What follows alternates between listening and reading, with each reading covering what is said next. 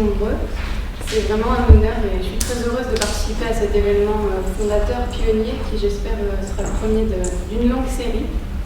Donc moi je suis doctorante en histoire, c'est l'histoire de la médecine, mais c'est de l'histoire quand même. Et j'étudie donc dans ma thèse les raisons de l'abandon en médecine de certaines substances psychotropes jusqu'alors reconnues comme des médicaments utiles, comme la cocaïne, le cannabis, le LSD. Et la substance type de ce processus d'abandon, c'est la morphine, puisqu'elle est d'abord la panacée du XIXe siècle, puis la première substance à provoquer la toxicomanie moderne. C'est également la seule à avoir été totalement réhabilitée en France dans les années 1990. Donc ma communication visera à présenter le phénomène qu'on a appelé morphinophobie, c'est-à-dire l'ensemble de croyances erronées du personnel soignant sur les effets négatifs de la morphine, qui commence au début des années 1880, est institutionnalisée en 1916 avec la loi sur les stupéfiants, et se prolonge jusqu'à nos jours. Donc d'abord, revenons à la panacée.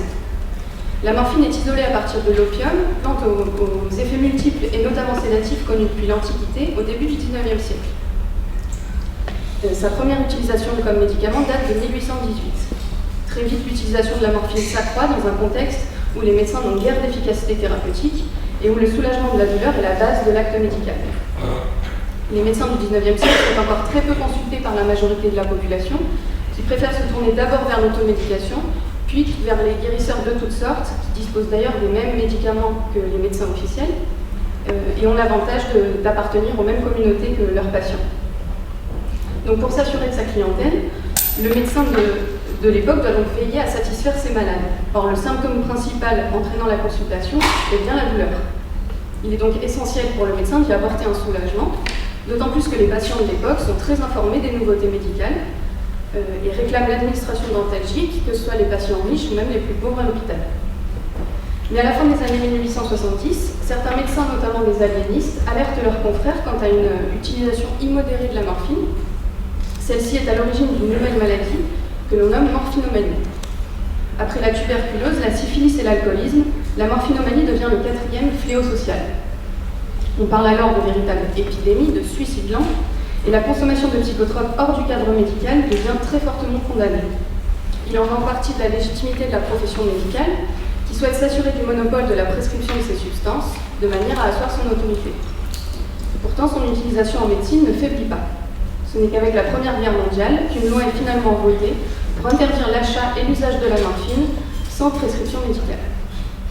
Paradoxalement, tandis que cette loi permet d'asseoir l'autorité du corps médical comme profession en lui réservant l'exclusivité de l'accès aux médicaments et notamment aux psychotropes, grâce à la fonction de la prescription, elle consolide également la crainte de la morphine. Désormais, la substance se caractérise par son statut de stupéfiant et ne conserve que par dérogation celui de médicament. La morphinophobie, latente jusque-là, s'en trouve durablement consolidée.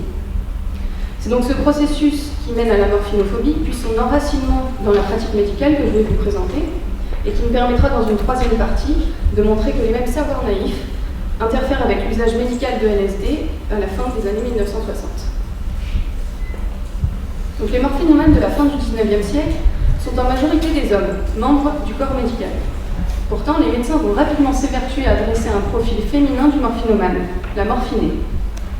Cet archétype, femme de petite vertu, ayant trouvé dans la morphine un vice à sa mesure, est systématiquement mis en avant dans tous les essais et articles médicaux, bien qu'il soit en réalité absent des études de cas sur la morphinomanie. C'est ainsi que se forment les savoirs naïfs, savoirs de sens commun ou quotidien, partagés socialement sans se fonder sur l'expérimentation et qui impactent le corps médical, comme nous allons le voir tout au long de cette présentation. En tant qu'action volontaire sur leur propre corps, la consommation de drogue est associée à l'émancipation des femmes, tant sociale que sexuelle. En pointant du doigt les déviances des femmes morphinomanes, les médecins édictent en négatif les critères d'une féminité respectable, c'est-à-dire la fonction maternelle, le dévouement, la pudeur, le calme, etc. Dans un contexte fin de siècle, dans lequel les thèmes liés à la dégénérescence et à la dépopulation de la nation sont au cœur de l'imaginaire collectif, la morphinée devient une figure récurrente dans la presse populaire, alors en plein essor, ainsi que dans la littérature et la peinture. Elle est un symbole de la dégénérescence supposée de la société.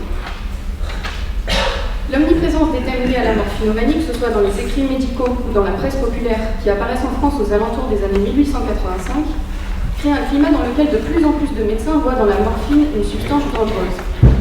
Ainsi, entre 1880 et 1920, entre 58 et 73% des publications médicales ayant le mot morphine dans leur titre concernent soit les risques liés à son usage, soit la morphinomanie. Des titres comme coma consécutif à l'injection de morphine, phénomène alarmant produit par une petite dose de morphine ou tentative de suicide par le chlorhydrate de morphine donnent une impression d'insécurité dans l'usage de la substance.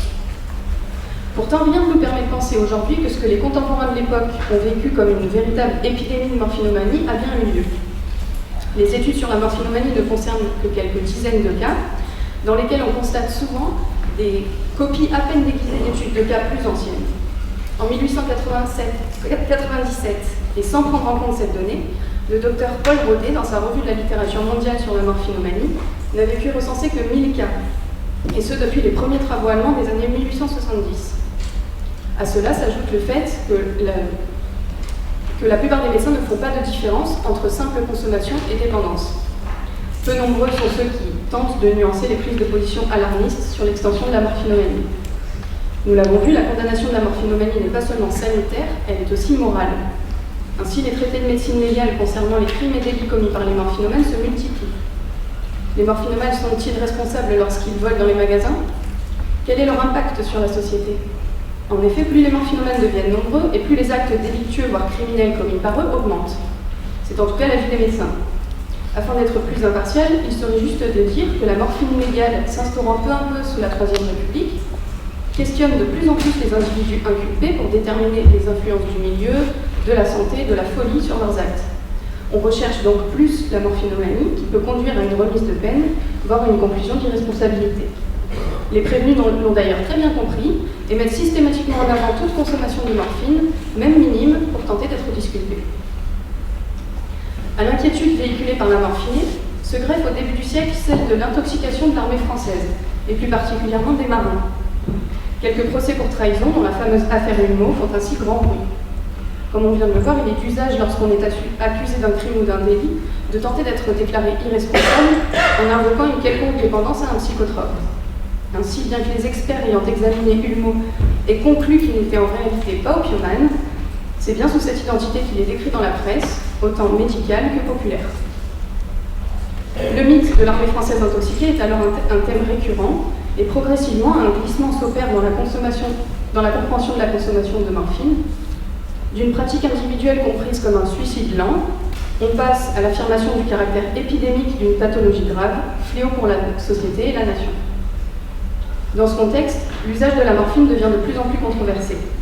L'entrée en guerre de la France en 1914 joue un rôle déterminant puisque c'est ce moment de crise qui permet l'élaboration de la première loi de prohibition des psychotropes. Elle fait suite à la propagande menée dans la presse par plusieurs journalistes, selon laquelle l'Allemagne aurait organisé de longue date l'invasion toxique de la France en diffusant dans l'Hexagone la morphine et la cocaïne produites dans cette ville. L'opinion publique se soulève et réclame l'intervention de l'État. Les parlementaires sont nombreux à remercier directement certains journalistes, comme Léopold Hess à l'origine de la propagande, d'avoir alerté les pouvoirs publics. La défaite de 1870 attribuée à la dépopulation et à la dégénérescence de la France est dans tous les esprits. Il s'agit de prendre des mesures énergiques pour empêcher que la catastrophe ne se reproduise. Lors des débats, la seule voix divergente est celle du sénateur Goy, lui-même médecin. Celui-ci s'inquiète des répercussions de la loi sur la pratique médicale. Et prévoit que la prohibition provoquera le développement de la contrebande. Il ne sera pas écouté, la crainte de la dégénérescence de la race française étant bien plus alarmante.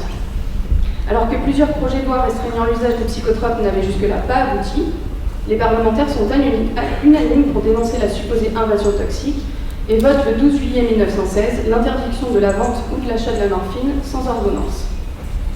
Les savoirs naïfs, que partage l'ensemble du corps médical avec la population générale et les acteurs politiques, ont donc une influence considérable sur l'usage d'un médicament pourtant considéré jusque-là comme essentiel. Comme l'avait prévu Émile Goy, la loi de 1916 provoque l'institutionnalisation de la morphinophobie. Désormais légalement qualifiée de stupéfiant, les réticences à l'usage médical de la morphine s'accroissent. Les manuels de médecine décrivent la substance comme très dangereuse. Elle provoquerait le décès à cause d'insuffisance respiratoire et déterminerait à coup sûr la toxicomanie du patient. Il n'y a guère que dans les cas désespérés, comme un cancer en phase terminale, que l'usage de la morphine est toléré. Le contexte législatif et la presse populaire jouent un rôle important dans ce processus, puisqu'une centaine de condamnations de médecins et de pharmaciens dues à des prescriptions de morphine jugées trop importantes sont publiées pendant l'entre-deux-guerres dans la presse avec les noms et les adresses des accusés. Les médecins craignent donc d'être condamnés s'ils prescrivent trop complaisamment de la morphine. Certains pharmaciens déclarent même ne plus en vendre du tout, puisqu'ils risquent d'être traduits en justice s'il s'avère que l'ordonnance présentée était un faux. Dans ce processus d'abandon de la morphine, il est nécessaire pour les médecins de minimiser l'utilité de la substance, afin de légitimer le renoncement à son emploi, et de mettre en place un système de valorisation de la douleur.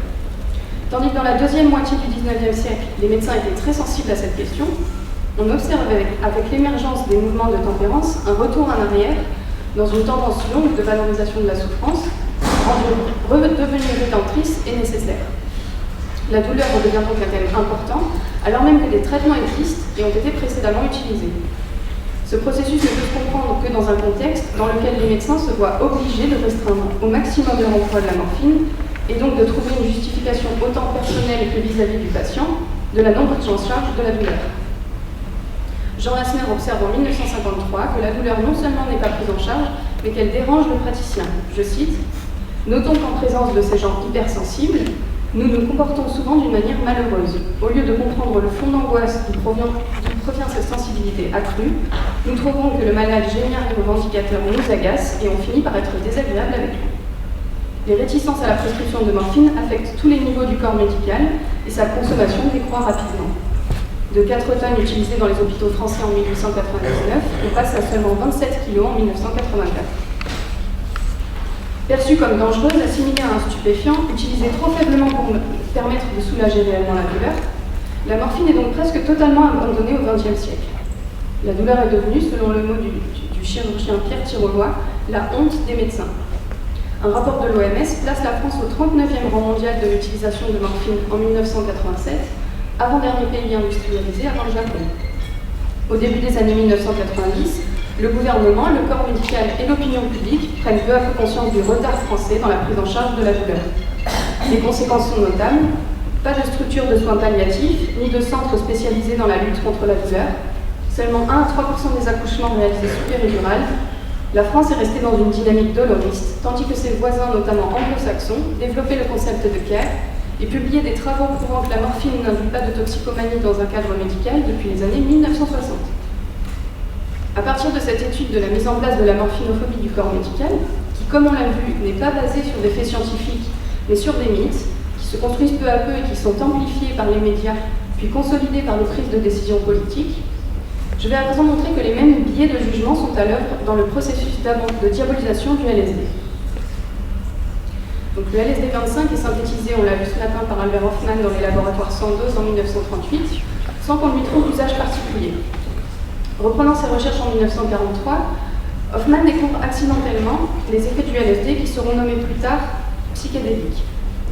Rangé dans la catégorie des psychotomimétiques, c'est-à-dire qui simulent la psychose, le LSD est envoyé par les laboratoires Sandoz à des psychiatres du monde entier dans le but de mettre en évidence d'éventuelles causes biologiques des maladies mentales. Progressivement, d'autres applications médicales lui sont découvertes. Le LSD est ainsi prescrit dans le cadre de psychothérapie pour relaxer le patient et réduire son anxiété, tout en favorisant les associations d'idées et la remémoration de souvenirs. Il est également utilisé en médecine palliative de manière à réduire l'état dépressif des mourants. Enfin, on étudie son effet sur le traitement des addictions. Pendant cette période, plus de 1000 articles sur l'utilisation du LSD en thérapeutique, portant sur plus de 40 000 cas, furent publiés dans des revues scientifiques. Plusieurs médecins et psychiatres français s'intéressent à la substance. Les résultats positifs s'accumulent et des travaux prouvent l'innocuité du LSD utilisé dans un cadre médical, comme le montre le tableau que vous pouvez voir. Cohen conclut que sur ce large panel, donc de 5000 patients, aucun exemple de complications psychologiques n'a été noté, sinon très légères et passagères. Il est également difficile d'établir une corrélation entre les tentatives de suicide et le LSD. Le traitement concernait des personnes gravement dépressives. Les troubles durant plus de 48 heures n'étaient le fait que des patients psychotiques.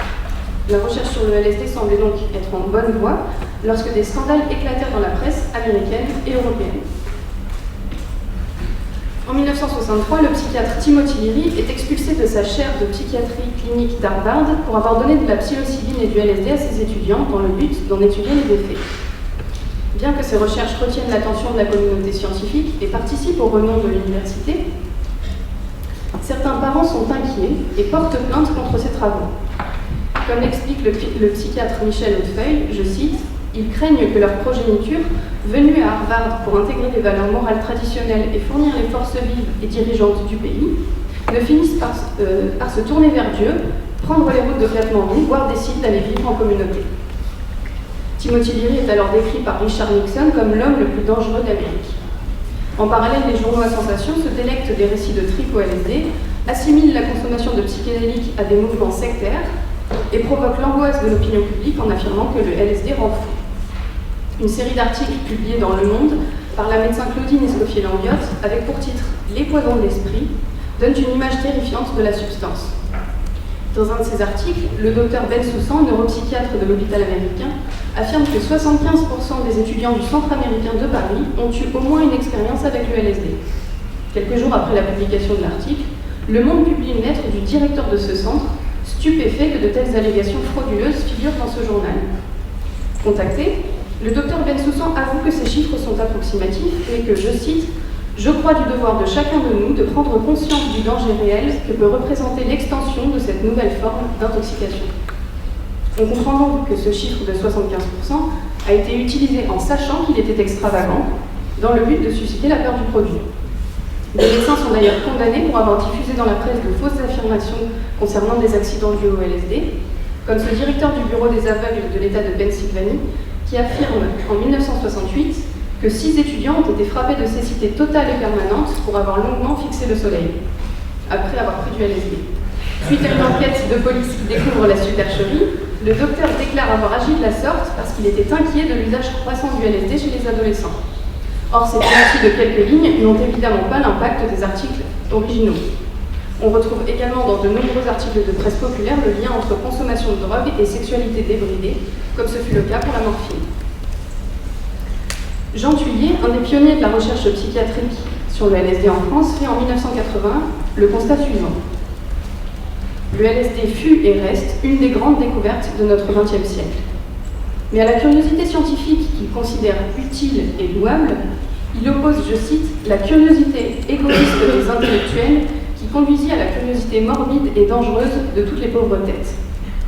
Thuillier, comme tant d'autres, est victime des savoirs naïfs concernant le LSD, déclarant qu'il engendre l'accoutumance et propageant l'idée selon laquelle Leary et ses collègues se rendraient dans les écoles et les collèges des USA pour y faire la promotion de la cible. On peut également voir dans cet abandon rapide du LSD par les chercheurs français des raisons politiques. Thuillier, Deniker et Delay, les psychiatres de Saint-Thème, qui ont expérimenté le LSD, étaient alors des spécialistes très reconnus dans leur domaine. Ils ont pu craindre que défendre l'usage du LSD devienne compromettant pour leur carrière. En quelques mois, la pression de la presse sur l'utilisation de LSD se fait de plus en plus forte. Les débats à l'Assemblée nationale sont révélateurs de l'impact de la presse populaire sur les décideurs et les acteurs, comme vous pouvez le voir dans ces extraits. L'accent est porté sur la débauche présumée, l'atteinte aux valeurs traditionnelles, la remise en question de la société et le caractère subversif de cette consommation de LSD. La nouvelle réglementation de 1970, permettant pourtant théoriquement l'usage du LSD dans un cadre médical, est tellement stricte qu'en réalité elle l'entrave. Les médecins sont privés de cette substance devenue taboue selon le mot de Deniker, et même Thuillier regrette cette loi qui, je cite, paralyse la recherche. Nous disposons d'un fond commun de raisonnement auquel nous tenons, dont le degré de vérité scientifique est relatif. Pour Claudine Erzlich et Janine Pierret, je cite, « L'enracinement anthropologique des schémas fondamentaux de la pensée médicale ne s'alimente peut-être pas à d'autres sources que ceux de la pensée profane. Les débats médicaux d'aujourd'hui se fondent certes sur les modèles sophistiqués de l'épidémiologie, mais ils se nourrissent aussi des observations des schémas de la pensée collective. Ainsi, les représentations sociales influent logiquement sur tous les individus de la société, qu'ils soient profanes ou professionnels. Ces représentations jouent un rôle dans la pratique médicale, quand bien même des publications scientifiques viendraient modifier les connaissances sur le sujet. Un temps de latence plus ou moins long existe entre la progression du savoir scientifique et son intégration dans la pratique médicale. Ce temps sera d'autant plus long si les croyances sont ancrées, notamment sur un plan moral. Pour Olivenstein, je cite, « Le non-dit de la médecine réside dans cet ensemble d'adhésions magiques, de superstitions plus ou moins structurées, enfin de jugements de valeur qui n'ont qu'un lointain rapport avec l'objectivité scientifique dans laquelle se gravent les hommes de l'art. » Je terminerai donc par cette citation du neuropsychopharmacologue de David Nutt, collègue de M. Ferrar-Paris, qui réclame un apaisement de la communauté scientifique face aux psychédéliques, qui peuvent avoir une réelle et irremplaçable utilité thérapeutique, et vous remercie de m'avoir écouté.